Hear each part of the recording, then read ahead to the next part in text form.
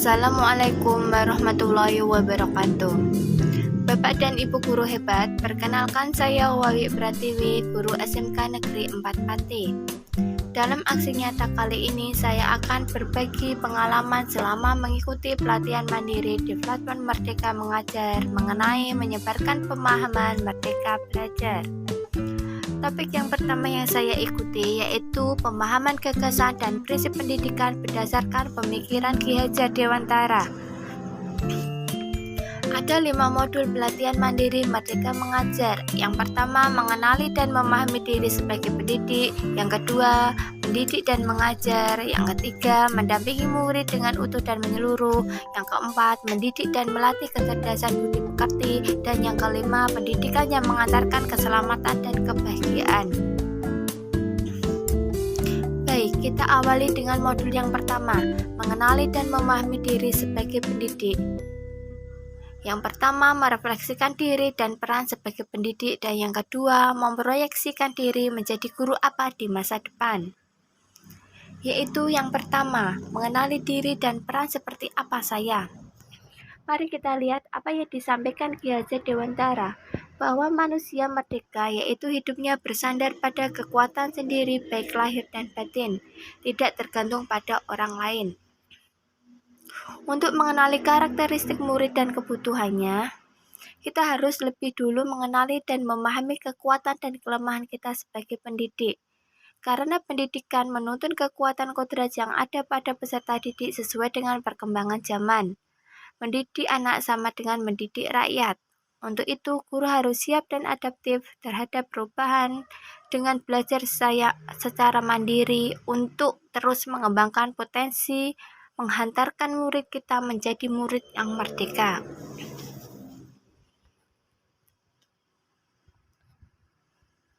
Yang kedua, apa peran saya sebagai guru? Menurut Ki Hajar Dewantara, menyatakan anak-anak hidup dan tumbuh sesuai kodratnya sendiri. Pendidik hanya dapat merawat dan menuntun tumbuhnya kodrat itu. Guru sebagai penuntun, motivator, fasilitator, sekaligus penggerak ke arah transformasi pendidikan yang berpihak pada murid. Peran guru sangatlah penting dalam pembentukan karakter dan pengembangan kompetensi murid sesuai kodratnya. Kemudian yang ketiga, ingin menjadi guru seperti apa saya? Kita tentu sudah memahami ing ngarsa sung tulodo, ing madya mangunkarsa tutwuri handayani. Guru yang maju memiliki konsep dan rancang pikir yang jelas tentang gambaran dirinya yang ideal. Ketika kita memahami kekuatan dan kelemahan kita, maka kita tahu apa yang bisa dioptimalkan dan peran kita sebagai guru bagi murid-murid kita. Inilah hakikatnya guru yang mampu memerdekakan murid. Bapak dan Ibu guru hebat, sekarang kita modul yang kedua, mendidik dan mengajar. Yang perlu kita ketahui untuk mendidik dan mengajari itu ada 3. Yang pertama, mendidik menyeluruh. Yang kedua, pendidikan selama 1 abad. Dan yang ketiga, menjadi manusia secara utuh. Pada sistem pengajaran zaman kolonial, guru meminta murid berdiri di depan kelas saat lalai mengerjakan tugas. Murid duduk rapi menghadap ke depan dengan kelas yang hening, melakukan peringkingan berdasarkan nilai pengetahuan, menyeragamkan pembuatan tugas, dan memukul murid karena tidak mengerjakan tugas. Pengajaran merupakan bagian dari pendidikan. Pengajaran merupakan cara menyampaikan ilmu atau manfaat bagi hidup peserta didik secara lahir dan batin. Sedangkan mendidik adalah menuntun segala kodrat yang ada pada pendidik peserta didik, sehingga dapat mencapai keselamatan dan kebahagiaan setinggi-tingginya. Jadi pendidikan tidak sekedar memberikan pengetahuan, namun mendidik keterampilan berpikir dan mengembangkan kecerdasan batin peserta didik.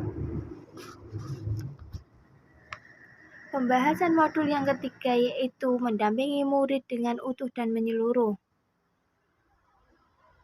Ada dua hal yang kita pelajari, yaitu kodrat murid dan asas trikon. Mari kita pelajari satu persatu. Yang pertama, bahwa segala perubahan yang terjadi pada murid dihubungkan pada kodrat murid, yaitu kodrat keadaan, kodrat alam, dan kodrat zaman. Tugas guru memastikan seluruh dimensi diri dalam kehidupan murid bisa dikenali, digali, dan dikembangkan. Sedangkan asas trikon terdiri yang pertama, kontinuitas, yaitu pengembangan yang secara berkesinambungan dan dilakukan terus-menerus dengan perencanaan yang baik.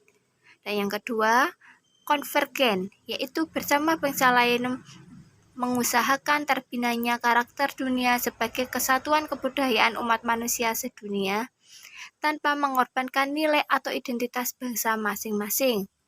Dan yang ketiga, konsentris, bersikap terbuka tetapi tetap kritis dan selektif terhadap pengaruh kebudayaan di sekitar. Bapak Ibu guru hebat, modul yang ketiga yaitu mendidik dan melatih kecerdasan dan budi pekerti.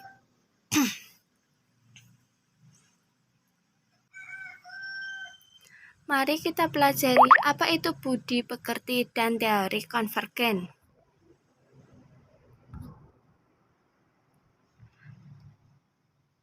Menurut pemikiran Ki Hajar Dewantara, budi pekerti terdiri dari budi, yaitu ranah batin yang meliputi trisakti, yaitu cipta, rasa, dan karsa, dan pekerti, yaitu ranah lahir yang mewujudkan tenaga. Dari konsep konvergensi dimaksudkan sebagai informasi pendidikan yang mengarahkan murid untuk dapat berinteraksi dengan budaya lain tanpa kehilangan jati diri.